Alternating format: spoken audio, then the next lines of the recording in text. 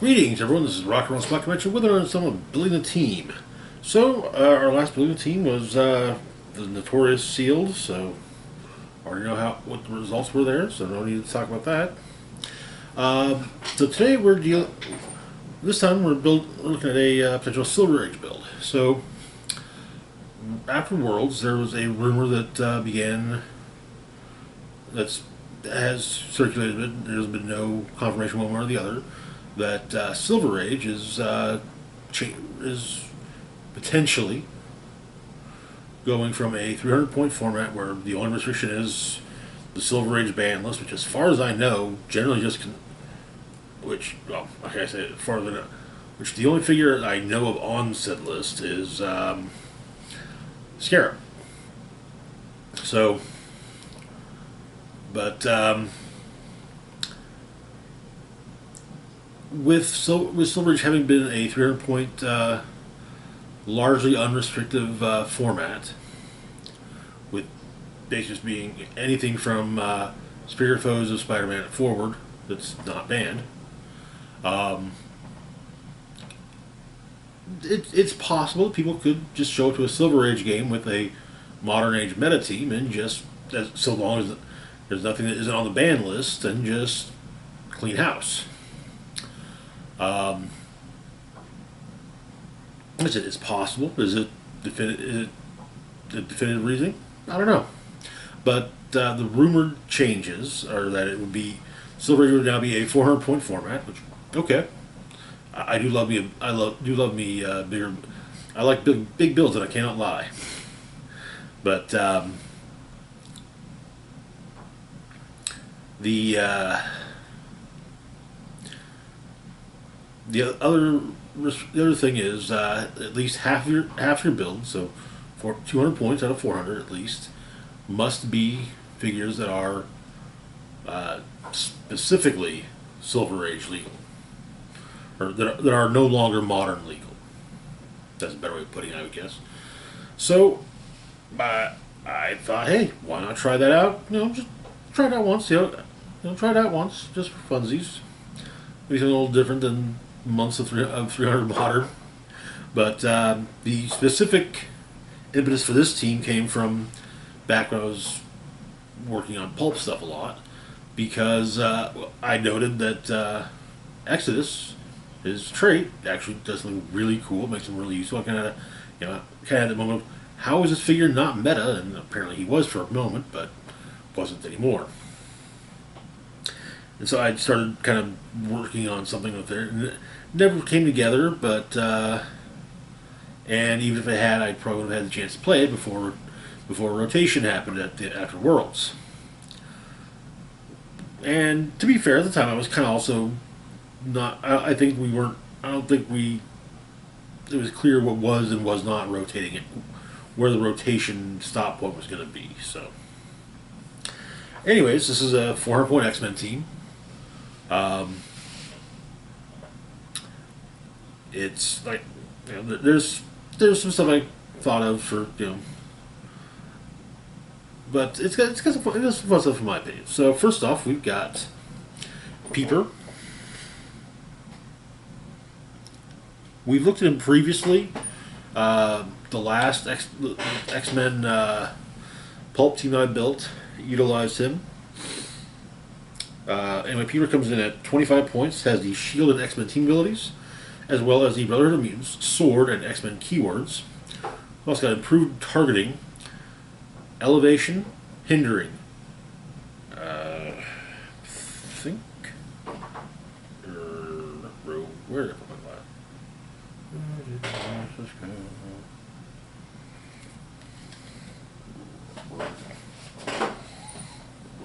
Oh, there they are. Okay. Just to be certain.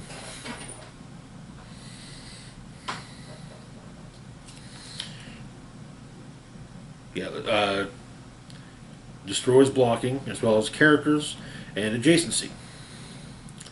We have a trait I can see for the both of us.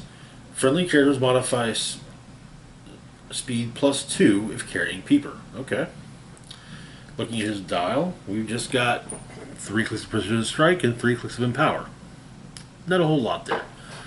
He's got some decent perks to him though. Shield team ability, so upping range by 2. Plus, if he's being carried, whoever's carrying him gets the modifier speed plus 2, which is really good for certain for a flyer with running shot or a flyer with charge. Moving on though to our next figure, we've got Forge. I think this is the first time I've ever actually used this Forge figure. The white costume seems weird to me, and I kind of the low point cost kind of feels off to me as well. But the Forge figure comes in at 30 points, no team ability, but he has the X Factor, X Force, X-Men, Mystical, Scientist, and Soldier keywords, as well as then looking at his dial, we've got 2 clicks of Stealth, followed by 2 clicks of Sidestep. On Speed, on Attack, we got 2 clicks on the back end of the Incapacitate. On Defense, we got 2 clicks of Toughness, followed by 2 clicks of Willpower. Then on Damage, we got 2 clicks of Special Power. With unlimited energy and storage, I can build anything. Free, unique modifier. Choose Attack or Damage. Adjacent friendly characters modify the chosen value +1 until the modify the chosen value +1 this turn. That's pretty decent. And it's followed up by 2 clicks of Range Combat Expert.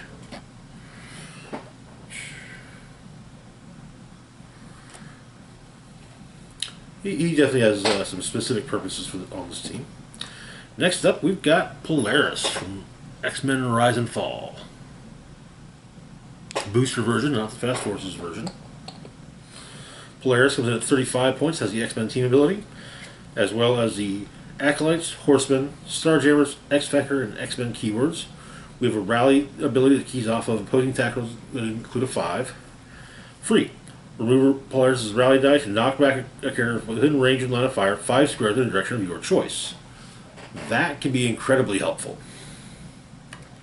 Looking at her dial, we get 3 clicks of Sidestep followed by 2 clicks of Stealth. We have a full dial of Telekinesis, which has changed recently, though I don't know exactly how the change goes. And she also has a full dial of Inertial Deflection. 35 points, she's not bad. She's largely on the team just to be a taxi. Moving on to next up, we've got Cyclops, also from X-Men Rise and Fall. Cyclops here comes in at 45 points, has the X-Men team ability, as well as the Utopia and X-Men keywords. We also have a rally trait, again, keying off of opposing tackles, including a 5. When a friendly character uses the X-Men team ability, before rolling the d6, you may instead remove Cyclops' rally die to use it as a result. Okay? Looking at the dial, we get 3 clicks of Leadership, or Running Shot, followed by 2 clicks of Sidestep, 3 clicks of Penetrating Psychic Blast, followed by 2 clicks of Energy Explosion, 5 clicks of Inertial Deflection, and on damage we get 3 clicks of the Special Power, like we practiced X-Men, granting him Enhancement and Leadership, followed by 2 clicks of regular Enhancement. Okay. He'll be equipped with the Time Gem as well, because having some probability is definitely a good thing. Been a minute since we looked at any of the. Been a little bit since we looked at any of these. In fact, I think the last Silver Age build was the last one we did, and that was a while ago. And the Time Gem for 10 points, modify range by +1, and the quick figure gets probability control. When this character attacks, if the attack roll is 10 or higher, opposing characters can't use effects to re-roll attacks this turn. Okay. So if we can get a high enough roll, well, old Psych there is going to be going to definitely connect pretty damn well. Next up, we've got Exodus, the impetus of this entire build. Well, at least this particular team build. Exodus comes in at 95 points, has the X-Men team ability, as well as the Acolytes, Brotherhood of Mutants, Marauders, Quiet Council, X-Men, Herald, and Past keywords. We've also got 2 traits, Greco and Revival. Not really be bothering too much with that, to be honest. Probably should at least consider it with Forge and or Peepers. Next we have Overwhelming Psionic Might. Mind Control. When Exodus uses it after resolutions, deal a hit character damage equal to Exodus's damage value. That is what caught my attention with Exodus. As it's not combat damage, or as it's not damage from an attack, it circumvents stop clicks. So it as is fairly common with higher point big beat stick figures, stop clicks. Stop clicks, the stop portion of it is basically where if this click is revealed by taking damage from an attack, stop from the dial. As that damage is not an attack, it doesn't trigger the stop part. And so you can go straight past a stop click. This can be really useful against certain figures that are quite prominent in the meta right now. Apocalypse, Genesis. But there are, of course, limitations, such as the fact that as it's not an attack damage from an attack, most damage modifiers won't trigger off of it. So, if you power action Peeper to increase Exodus's damage, it's not going to do anything. But Forge's trait, or not trait, Forge's special power, however, that'll do the trick. It doesn't specify when dealing damage after an attack, just simply modify damage +1. Until end of turn, modify damage +1. So yeah, looking at the dial though, we get 2 clicks of running shot followed by it's 5 clicks. Yes, 5 clicks of phasing teleport, 2 clicks of telekinesis followed by 5 clicks of penetrate psychic blast, 2 clicks of invulnerability followed by 5 clicks of the special power immortal acolyte. Energy shield deflection. Once per turn, when a friendly character is healed or turned to their starting click, heal Exodus 1 click. Okay. And that kind of makes the Greco Revival a little more useful. Then on damage, you get 2 clicks at the top of the dial of leadership. Always good to have handy. That said, to make Exodus hit a little harder, we'll be giving him an old favorite, the Power Gem. Gone over this a lot, but it's been a minute since the last time we did. Modify damage +1. Close combat expert, range combat expert. When this character hits, if the attack roll was 10 or higher, after resolutions, deal a hit target 1 penetrating damage. So with mind control, after resolutions means after you have actually done the mind control portion. So like you mind control an opposing figure.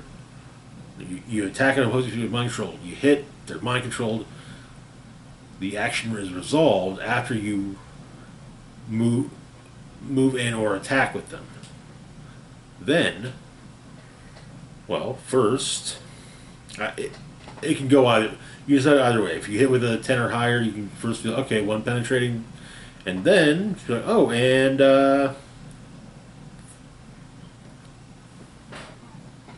we'll say that Forge is adjacent to him. So first one, 1 pen, then 6 more damage.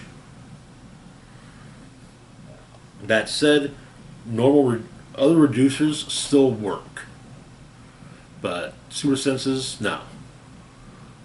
But yeah, the root of invincible, impervious. Impervious, I don't think you get the roll. You might not get the roll, but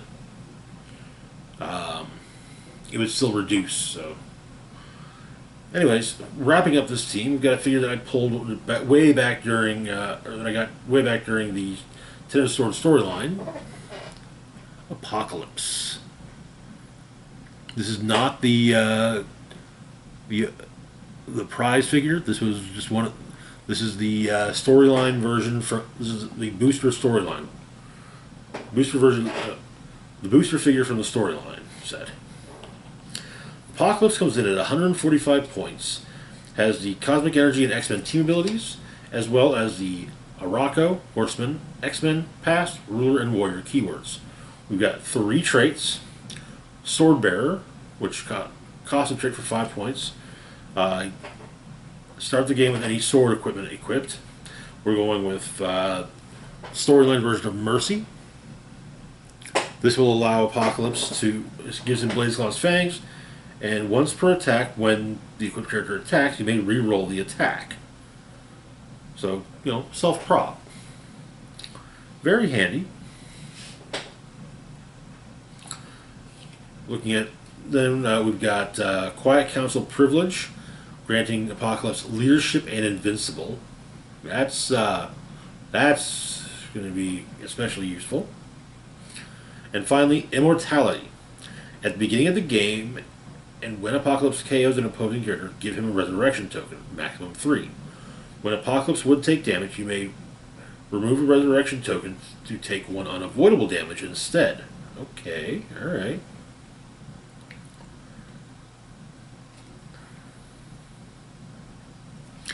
Looking at the dial, we've got 4 clicks of Running Shot, followed by 4 clicks of Charge, 4 clicks of Penetrating Psychic Blast, followed by 4 clicks of Steel Energy, 4 clicks of Super Senses, followed by 4 clicks of Combat Reflexes, 4 clicks of Special Damage Power, the Science of Magic, granting Apocalypse Probability Control and Shape Change. This is followed by 4 clicks of Close Combat Expert. Honestly, your main hitters of this team are Exodus and Apocalypse, and Exodus is largely there to cause your opponent's big hitters to hit themselves, or rather to hit each other.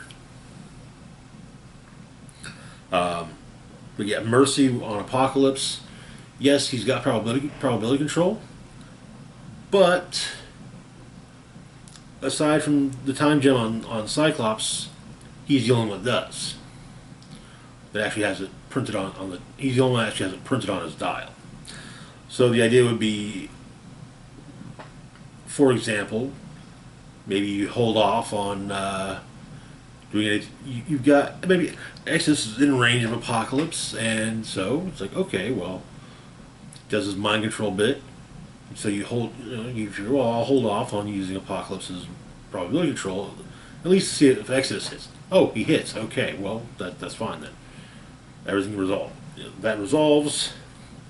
Apocalypse then runs in and shoots, and oh, well, now you've got 2 chances to re-roll it, because Mercy, which is not a use of probability control, it's just a re-roll, and you've got Apocalypse's own prop, and if Cyclops is in range of range and line of fire of Exodus, that's another one. So if Exodus whiffs his mind control, well, Cyclops can re-roll it. And then Apocalypse can worry about using his re-rolls for if he whiffs. It's stated as Mercy states, once per attack when this character attacks. Not specifying close, not specifying range, not specifying when using Blaze Claw's Fangs, just when they attack.